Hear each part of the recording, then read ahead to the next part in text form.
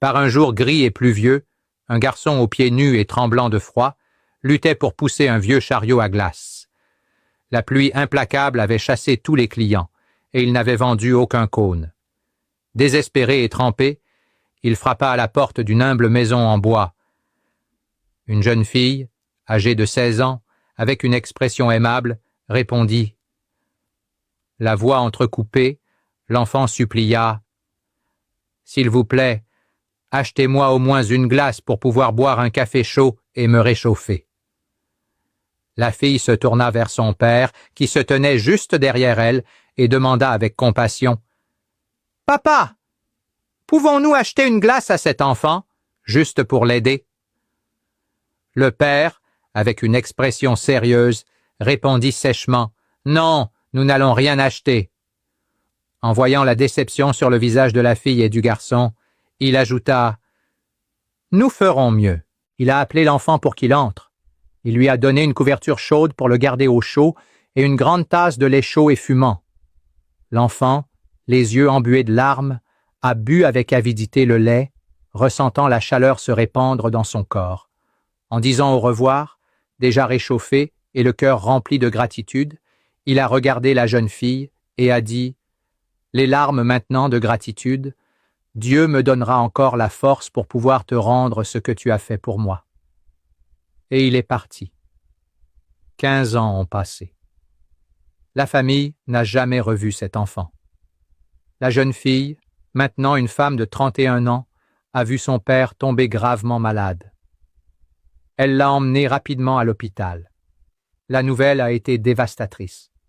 Il avait besoin d'une chirurgie urgente, très coûteuse. Anxieux, le père a dit à sa fille, « Ma fille, la seule chose que nous avons, c'est notre maison. Si je dois vendre la maison pour payer l'opération, je préfère mourir. Cette maison est tout ce que je peux te laisser. » Ali, lui-même, face au médecin qui les soignait, dit ces mots. Le médecin, un jeune homme noir et calme, regarda les deux et parla sereinement. « Faisons ce qui est juste. Nous opérons votre père et sauvons sa vie. Ensuite, nous verrons comment le paiement sera effectué. » L'intervention chirurgicale fut réalisée avec soin et fut un succès. Le père fut sauvé. Quelques jours plus tard, de retour à la maison, la fille, encore inquiète, demanda au médecin lors d'une visite de suivi « Docteur, et maintenant, comment allons-nous payer ?» Il répondit avec un sourire doux « Ne vous inquiétez pas. La facture arrivera chez vous avec des instructions sur la façon dont le paiement sera effectué. » Quelques jours plus tard, le facteur remit une enveloppe. La petite l'ouvrit et, en lisant ce qui était écrit, se mit à pleurer convulsivement. « Que se passe-t-il, ma fille? Pourquoi pleures-tu » demanda le père, effrayé. D'une voix tremblante, pleine d'émotion, il lut la lettre à haute voix. « La chirurgie de ton père a été payée il y a 15 ans, avec une couverture chaude et un verre de lait chaud. Dieu m'a donné le pouvoir de rendre cette faveur qui te semblait petite, mais qui a fait toute la différence pour moi. Que Dieu continue de bénir ta famille. Le médecin était le même garçon d'il y a 15 ans. Ne doute jamais. L'univers est gouverné par des lois, et l'une d'elles est la loi de la cause à effet.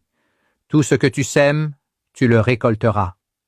Que Dieu te bénisse, toi qui as de la compassion pour les petits, qui hais l'injustice et qui as pitié des nécessiteux. Dieu remplira ton cœur et tu seras heureux jusqu'au dernier jour de ta vie.